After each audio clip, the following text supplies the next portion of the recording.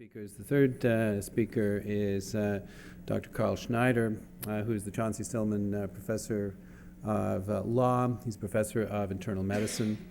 And Dr. Schneider writes and thinks and debates extensively on medical autonomy, the decision-making processes within medicine as it interacts with the law. He's written a very profound book. The Practice of Autonomy came out in 1998. And we got to know Dr. Schneider last year when a very good colleague of ours, Andy Nirenberg, came to this conference. And he said, well, coming to Ann Arbor, I certainly would like to meet Dr. Schneider. And so we then had interacted with him and found him so very interesting, and we thought that it would be appropriate for us to invite Dr. Schneider to speak to us this year, and particularly when we're talking on such an interesting and potentially hot topic. And so, Dr. Schneider, thank you for coming. Now, I don't think you have, I'm just going to put this on. First of all, let me clear up one possible confusion. My degree is a J.D. I'm not a doctor. I'm not even a doctor of philosophy. One way that you can tell that I am not a medical doctor is that I come to you with no slides and no PowerPoint. All I know how to do is talk. So let me talk to you a little bit about the context of the kind of problem that Ed was just talking about. Ed was talking about the particular regulation of stem cell research. And for my sins, I served a couple of terms on the President's Bioethics Council a few years ago. And one of the endless topics of discussion was, of course, stem cell research. And a great deal of the discussion was conducted as though stem cell research were somehow on a completely different track from other regulation of research. But what I want to do is to tell you how other research is regulated, so that I think we can begin to see that perhaps the differences are not as great as they first seem, that there is a hostility toward research of many kinds, not just the kind of hostility to stem cell research that Ed was describing. In addition, if anything is to be done with the stem cell research that you've been hearing about that would cure cancer or lead to any other kinds of improvements in human health and life, that work is going to have to be done through research that is regulated by the process that I'm about to describe. Several decades ago, the federal government created what is effectively a new kind of category, and that category is human subject research. Before, there were people who did medical research, there were people who did social science research, there were ethnographers, there were oncologists, but there were not people who thought that they were working in a category called human subject research. After the Tuskegee scandal was publicized, the federal government essentially created a set of rules that lumped together people who were doing human subject research, defined in this way. First, what is research? Research is a systematic investigation designed to develop or contribute to generalizable human knowledge. So to be regulated this way, you have to be doing research that is a systematic investigation intended to lead to generalizable knowledge. What is human subject? It is a living individual about whom an investigator obtains, one, data through intervention or interaction with the individual, or encounters identifiable private information. So the category to be regulated then is any person who does this systematic inquiry in a way that involves interacting with an individual or finding out private information about that individual. Now, this system could work in an extraordinary variety of ways. And my job as a lawyer is to think about how you want to regulate a problem that you perceive as a social problem. And I'm happy to tell you that the law, in my father's house there are many mansions, there are lots of ways of regulating things. The choice of how you regulate things is enormously consequential. And the choice that the federal government made was to regulate human subject research more restrictively than it regulates activities that are essentially the same, and more restrictively than it regulates activities that are much riskier. In addition, the agency that the government has created to regulate human subject research is an agency that has more unrestricted power than any regulatory agency with which I have become familiar in the years since 1975, when I first started to study the legal regulation of the world. Now, how is this system set up? The system is set up, from a lawyer's point of view, very oddly. There is a small federal agency called the Office of Human Research Protections.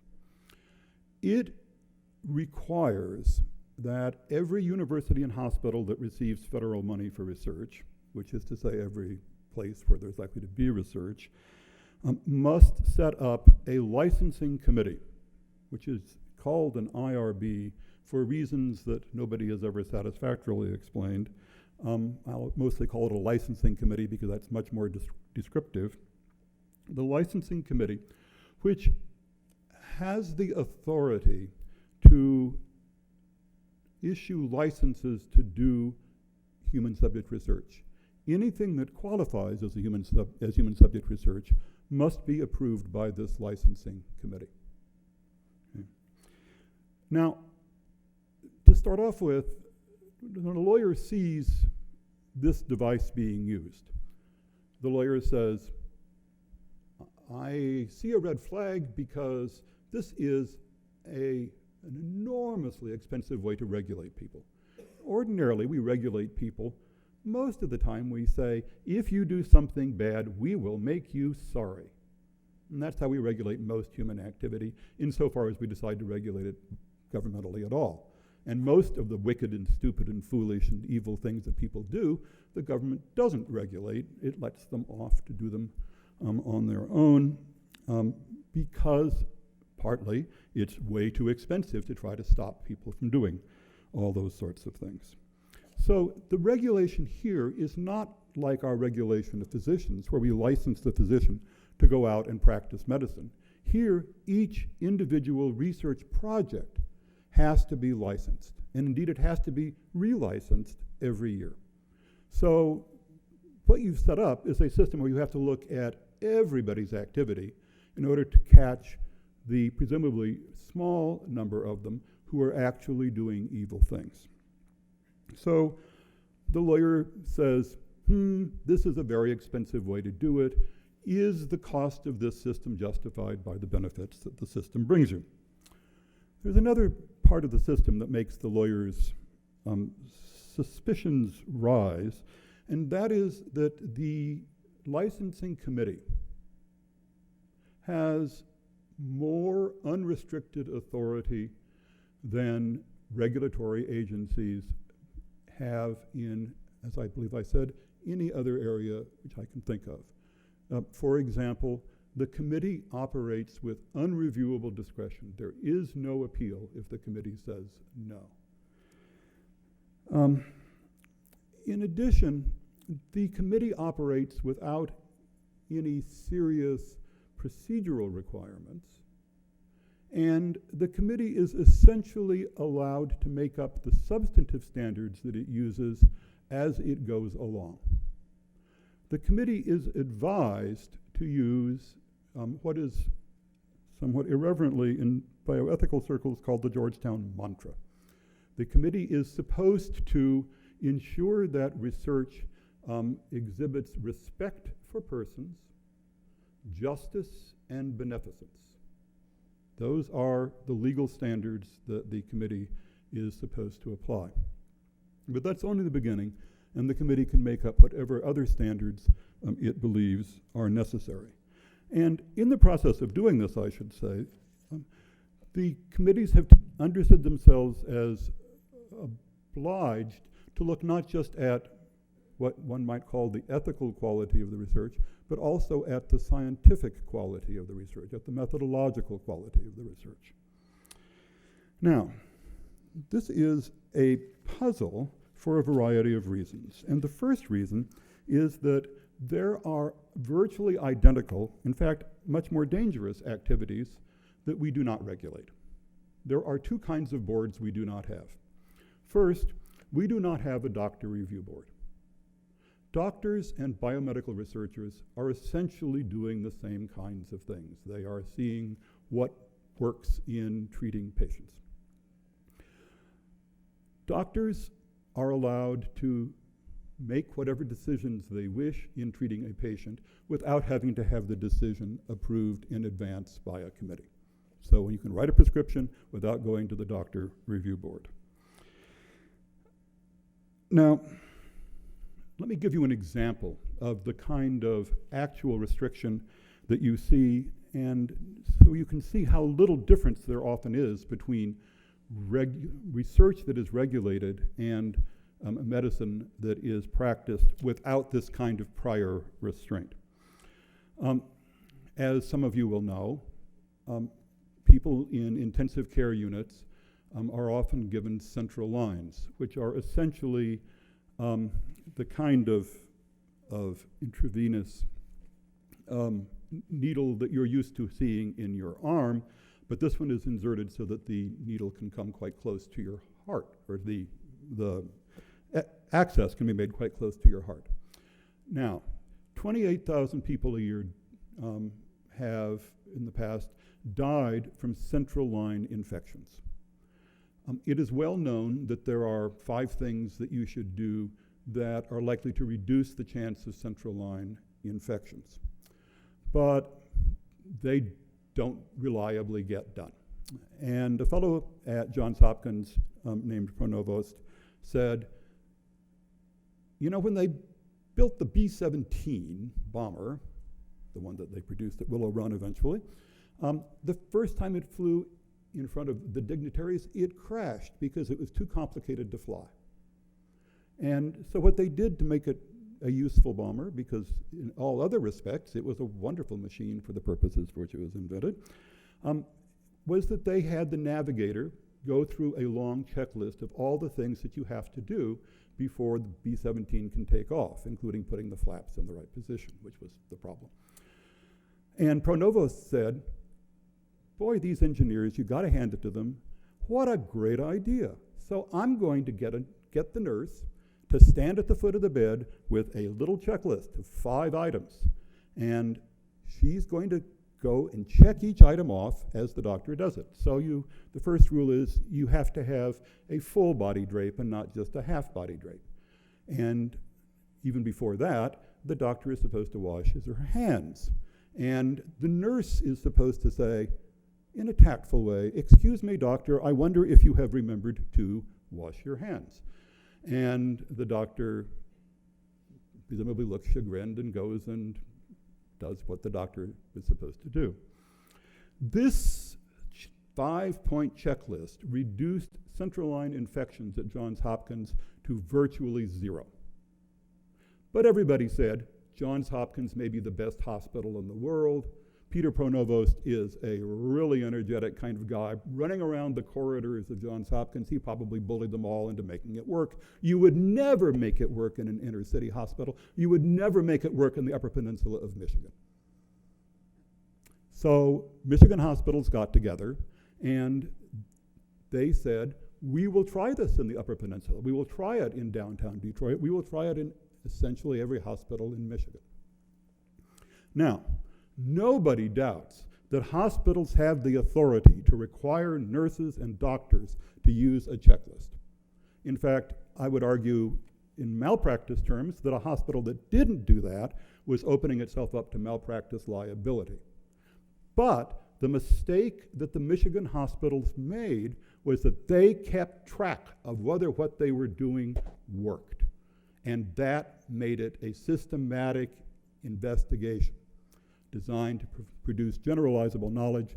That made it research, and that meant that it had to be subject to the license of one of these committees at every single hospital that Michigan has.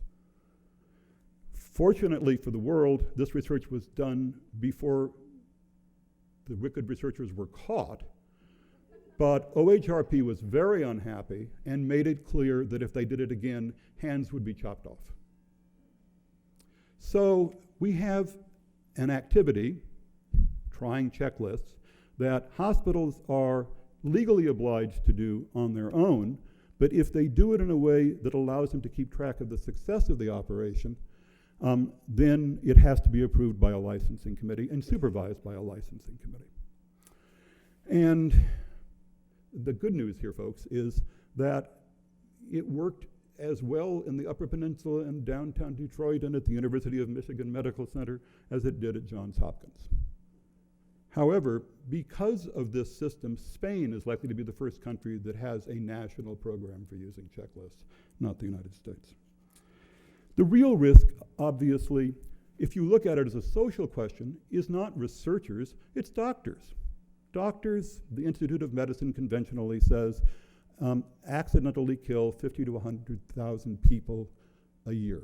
I think most serious investigators think that those numbers are considerably inflated, but even if they are a fraction of that, this is far, far more than human subject research has been able to harm in all the time that there has been human subject research. Similarly, social scientists go out and they ask people questions and they try to find out how people live.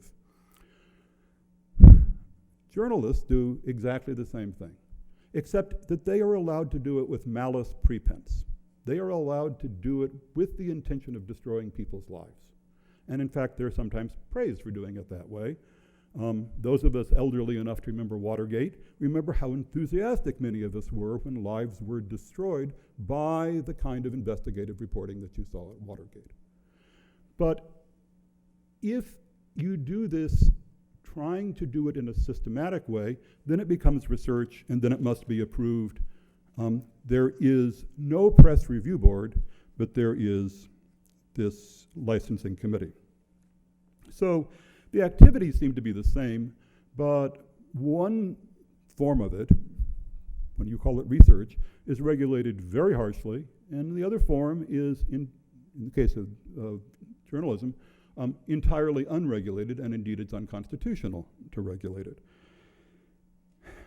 Now, you say, well, Auschwitz, Tuskegee, research can do harm. Well, there are several things to say about that. The first is that Auschwitz and Tuskegee were government operations. To use them as an argument for extending the power of governmental agencies, to say that the lesson of Nazi Germany is that government agencies need to be given more unrestricted power, seems to me as a lawyer to be an argument that has its difficulties. Second, it is a very bad idea to regulate an activity because you have an instance of its being abused. There, folks, if my little talk today has no other consequences, please let it be this. It is humanly impossible to arrange a system of governmental regulation that will not fail. There is no way to do it. Any system you put in will have harmful consequences and will sometimes not work. So the fact that something went wrong does not mean you have to regulate it. The question you have to ask is, does the regulatory system we choose do more good than harm? And that's the question that I'm asking today. In fact, research as a general enterprise isn't especially risky. And that's because there are so many kinds of research besides the kinds that involve giving people powerful drugs to treat cancer. An awful lot of research involves not even seeing a human being, using records, using tissues, and so on. And much of the research that involves actual human beings doesn't ask them to do anything that's very risky. So one person summarized the danger of the research by saying, it's about as risky as taking a walk.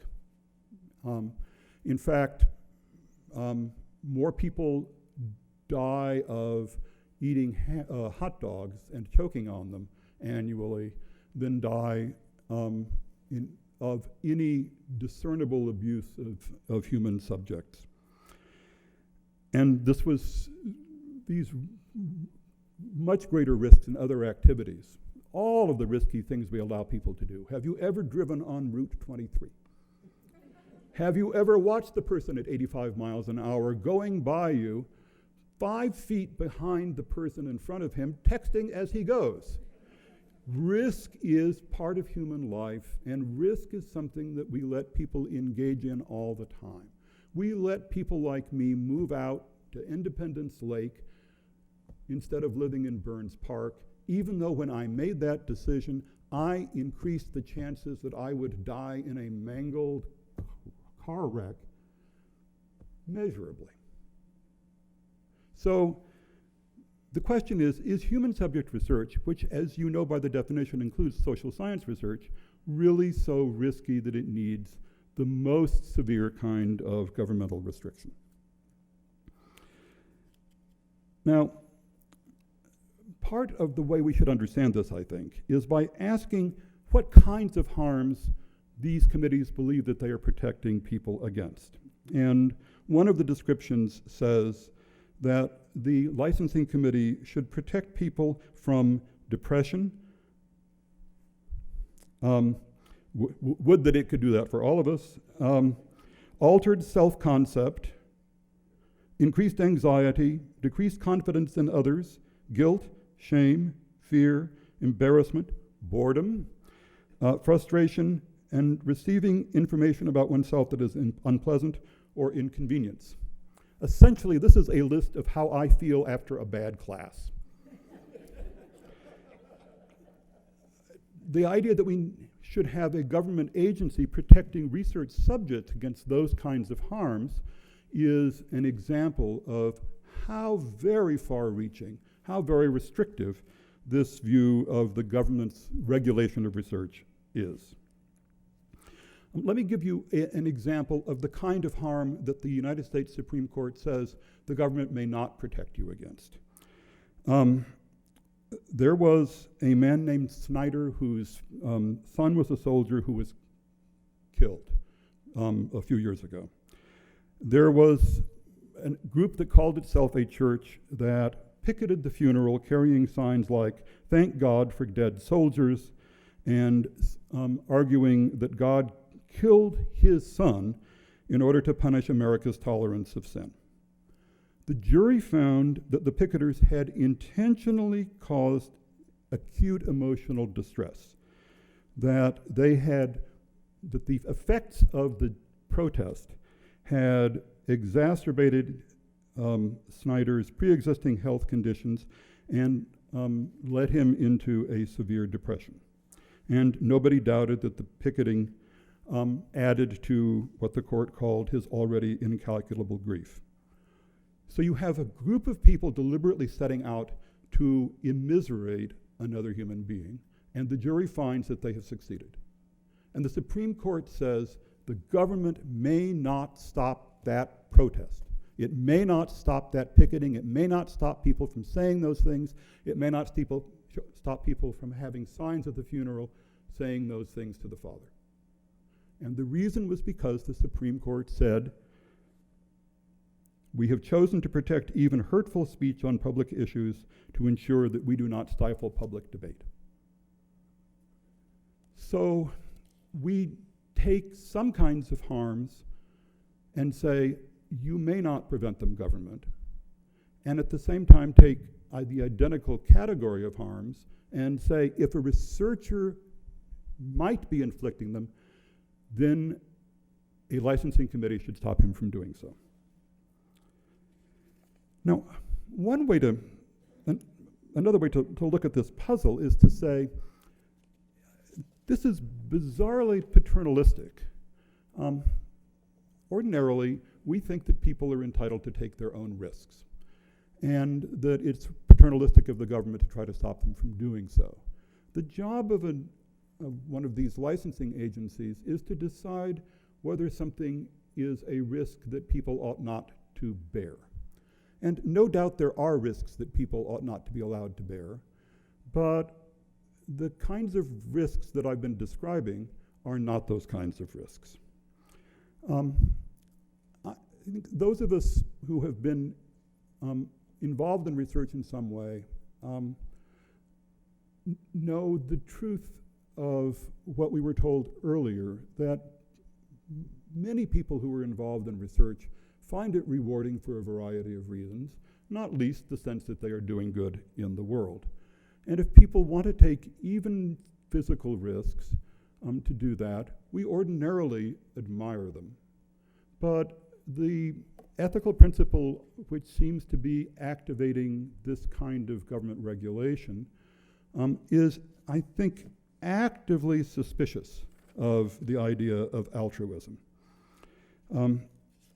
They often treat altruism as a kind of illness and suspect that people who are acting altruistically are acting that way because they are not psychologically healthy. Now, let me suggest one other way in which this agency, this attitude toward research is very different from our attitude toward other kinds of risks. It is a basic principle of American law that any time a government agency deals with a citizen, that it must accord the citizen due process. Now, due process means different things in different circumstances. But the licensing committees, which deal with researchers, are not obliged to accord the people it deals with one single one of the standard elements of due process. The first element of due process is usually thought to be rules clear enough that the people regulated and the people doing the regulation know their meaning. But nobody knows the meaning of justice, nobody knows the meaning of beneficence, and nobody knows the meaning of respect for persons. If you think that people know what justice means, we have another part of the university, over around that way, I think, that way, which will spend 3 years convincing you that you do not know what justice means. And Justice Holmes famously said, "I hate justice. I know if a man begins talking about justice for one reason or another, he is shirking thinking in legal terms." It is a word that describes a category of problems. It is not a rule that leads people to a solution to a problem. Due process also includes things like a neutral arbiter, a neutral judge. And these committees that have the authority to decide whether your research is good research can hardly be neutral because people are bound up in their own disciplinary preferences. And we know from multi-site research, that is research where you do exactly the same study in many different places, that these licensing committees will come up with diametrically opposite conclusions about whether the research is ethical. Very quickly, let me tell you about a recent article describing an attempt to find out whether vitamin A supplementation was a good thing for human beings who weigh a pound, okay, for extremely low birth weight babies in a NICU. And 14 extremely distinguished neonatologists got together to set up the study, did it in an exceptionally careful kind of way. The researchers came from places like Harvard and Yale. And so presumably the licensing committees were from places like Harvard and Yale. And one of the licensing committees said this research is unethical because everybody knows that vitamin A supplementation is a good idea. The other committee said this research is unethical because it's way too dangerous. So what this suggests to the lawyer is we do not have standards that we are applying that are clear enough to guide decisions, that are clear enough to guide the agency, that are clear enough to guide researchers. There is no right, in addition, to introduce evidence, no right to make arguments, no right to know what the evidence against you is, no right to explain the evidence as you see it, no right to cross-examine witnesses, no right to the assistance of an attorney, no right to an appeal, and no right to have a court review what the agency has done. I spent a year clerking at the court in Washington, D.C. that handles administrative law. These are all the kinds of rights that that court spends its entire time dealing with. To none of them is a researcher entitled, even though if the researcher were a paroled felon who had been convicted of rape, murder, and what have you, that felon, in his capacity as felon, he would have this array of rights. In his capacity as researcher, he has none of them.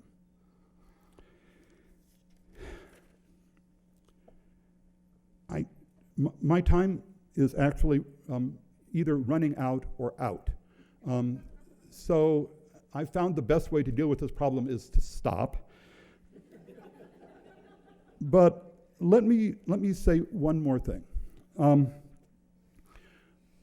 Part of the texture of the discussion among the people who populate these agencies and their staffs and who write about these ethical issues, part of the texture of the discussion is a demonization of researchers as people who are all too willing to ignore regulatory requirements when they get in the way of what researchers want to do, done when they want to do it. This is quoting from the head of one of the heads of OHRP. And there is a clear sense that scientific progress and the progress of research is irrelevant to the ethical issue of protecting human subjects. The express command to these agencies is don't think about whether this research is so valuable that subjects ought to be allowed to do it. The command is protect subjects. From an ethicist point of view, this is very puzzling because there is no other ethical situation where we say that you should take out of the calculation some set of the ethical interests involved. And the ethical interests of society in curing cancer, bipolar disorder, depression, what have you, these are powerful social interests. Every time I read one of these statements, I say to myself, I would certainly be blind if it were not for human subject research, because when I was a first-year law student, I had badly detached retinas in both eyes. I lived in Turkey in the 1950s when people were dying of diseases that science had found cures for, but the world hadn't found a way to deliver to this horribly underdeveloped country. So the problem I leave you with is, why is it that not just stem cell research, but research of any kind that falls within the definition I gave you at the beginning of my talk is regulated so much more severely than comparable activities, so much more harshly than we allow other government agencies to do? Thank you.